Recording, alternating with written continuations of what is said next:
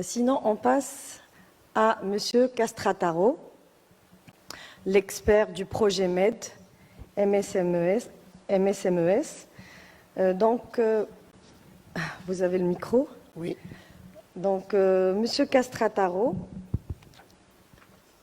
aujourd'hui, vous êtes l'expert du projet MED, MSMES. Et donc, aujourd'hui, de quelle manière votre programme soutient les entreprises dans l'accès au marché? Tout d'abord, je voudrais quelques mots sur le programme. C'est un programme MED MSMI, c'est un programme régional de l'Union européenne, financé par l'Union européenne, au profit de 8 pays de la rive sud de la Méditerranée. Donc, il n'intervient pas qu'en Tunisie, il intervient dans 8 pays. Ce qui nous donne un avantage dans la mesure où nous avons la possibilité de voir les différences, les difficultés communes dans la région qui rencontrent les PME dans leur accès au marché. Et donc, nous avons, au cours des années 2020 et 2021, nous avons réalisé une étude de toutes les politiques et des instruments d'appui des petites et moyennes entreprises à l'exportation. Bon, l'accès au marché, vous savez, rentre dans la problématique de l'internationalisation de l'entreprise. Il y a plusieurs aspects. Il y a les exportations, les importations, l'investissement étranger, les réseaux transfrontaliers, les partenariats internationaux. Donc, il faut voir de manière assez large. Toutefois, nous nous sommes occupés vraiment de l'aspect des difficultés rencontrées par les PME à l'export. Surtout ce point-là. Oui, à l'export. Et donc, nous avons donc élaboré une série de recommandations au niveau de chaque pays où nous avons amené des analyses, incluant la Tunisie, bien sûr, et au niveau de la région. Et aussi, nous avons identifié des axes qui, à notre avis, sont importantes pour accompagner le processus d'exportation des PME, compte tenu de leur rôle important dans l'économie, dans le fonctionnement de l'économie, représentant plus de 90% des entreprises de chaque pays, mais même, je peux vous dire, de l'Union européenne. Oui. Donc, vous savez, plus de 90% des exportations européennes sont effectuées par des PME.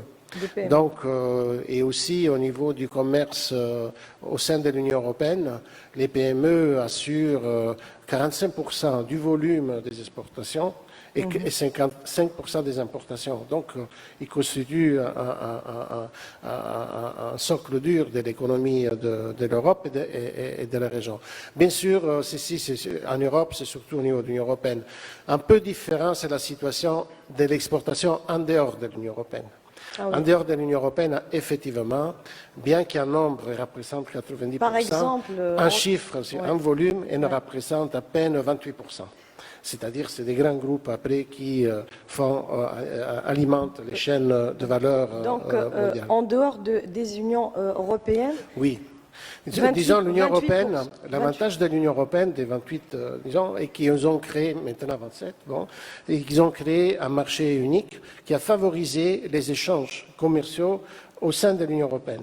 Donc, vous voyez, du moment où les PME évoluent dans un environnement des affaires plus ou moins homogène, c'est-à-dire en termes de réglementation, de standards, c'est plus facile de coopérer en dehors de chaque pays. Par exemple, les entreprises italiennes avec les PME allemandes, parce qu'ils doivent appliquer les mêmes procédures. Par contre, quand vous allez sur des marchés en dehors de l'Union européenne, donc où effectivement vous travaillez dans le cadre de chaînes de valeur globales, là, ça nécessite des moyens et des structures, des organisations beaucoup plus importantes. Et les structures aujourd'hui ne sont pas encore claires et vraiment strictes pour hors des régions de l'Europe.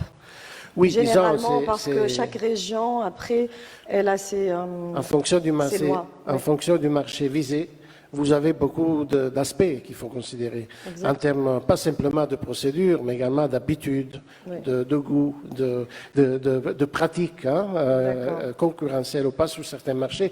Et comme l'a dit le directeur général d'API, aussi en fonction des barrières, certaines difficultés que certains PME rencontrent à avoir accès à certains marchés. D'accord. Et ce qui est bien aussi que vous contribuez aussi à l'accès hors l'Union européenne des PME tunisiennes.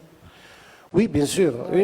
Disons, nous, dans notre analyse maintenant, des politiques et des instruments des exportations en Tunisie, maintenant je parle de la Tunisie, nous avons eu un dialogue avec une vingtaine de stakeholders du secteur privé, du secteur public, pour voir aujourd'hui qu'est-ce que sont les priorités pour accélérer les exportations des PME. Et donc, une des axes principaux, c'est vraiment l'axe de la stratégie. Il faut se doter de stratégie.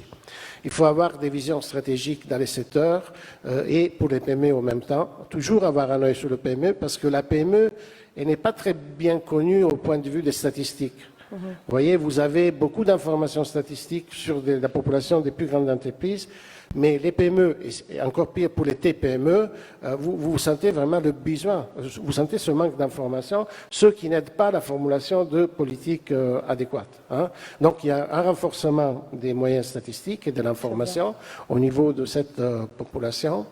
Stratégie, la notion de stratégie qui est fondamentale pour choisir les marchés. Et donc, pour répondre à votre question, le marché africain figure parmi les experts ont recommandé vivement l'intégration, une majeure intégration, parce que plus de 75% du commerce se passe avec l'Union européenne, vraiment une diversification des marchés en direction notamment de certains pays africains a été préconisée par les experts. D'accord, d'accord. Et selon vous, en Tunisie, quelles mesures devraient être prises pour développer l'internationalisation des entreprises? Quelles sont vraiment les mesures à prendre? Regardez, aujourd'hui, comme je le disais avant, l'aspect stratégie est fondamental. C'est-à-dire qu'il faut se doter d'une stratégie claire. Parce que les entreprises doivent évoluer dans un cadre où le pays s'est fixé des objectifs en termes de secteur, de produits, de marché, de population, de typologie de population d'entreprise, et donc a besoin d'avoir ces orientations. Elle ne pourra pas arriver toute seule. Parce que pour accompagner la PME, il faut se doter de beaucoup de mesures d'accompagnement et de moyens. Vous savez, en Europe, il y a tout un arsenal d'instruments. Donc, il y a une stratégie pour les PME, d'abord. Il y a une stratégie définie qui a commencé dans l'année 2008 avec le Small Business Act et qui a été mise à jour après la pandémie du Covid. Ça fait en 2020, si vous voulez, était déjà en préparation, une nouvelle stratégie de la PME qui vise clairement trois axes de développement, qui sont la simplification des procédures, comme disait le directeur général de l'API. La problématique principale sont les réglementations, les procédures très compliquées, la digitalisation et le développement durable, c'est-à-dire tout ce qui s'accompagne, si vous voulez, à la green transition, c'est-à-dire des nouvelles exigences qui se développent sur les marchés en termes de développement durable. Donc vous pouvez les répéter, les 3 points oui, donc, assez importants. Bien sûr, la simplification donc, des procédures, le développement durable sous l'angle de la digitalisation et de la green transition, et également l'accès à l'information. Excusez-moi, il y a cet aspect très important aussi de la difficulté de l'accès à l'information. Les PME pourraient aller beaucoup plus loin s'il y avait un accès plus facile à l'information sur les marchés qu'ils ciblent. Parce qu'ils peuvent s'organiser, développer leur stratégie sur la base de l'information disponible. Autrement, c'est très difficile. C'est le plus important, c'est l'accès aux informations. Oui. Monsieur Castrataro, merci beaucoup pour cet apport et pour cet échange.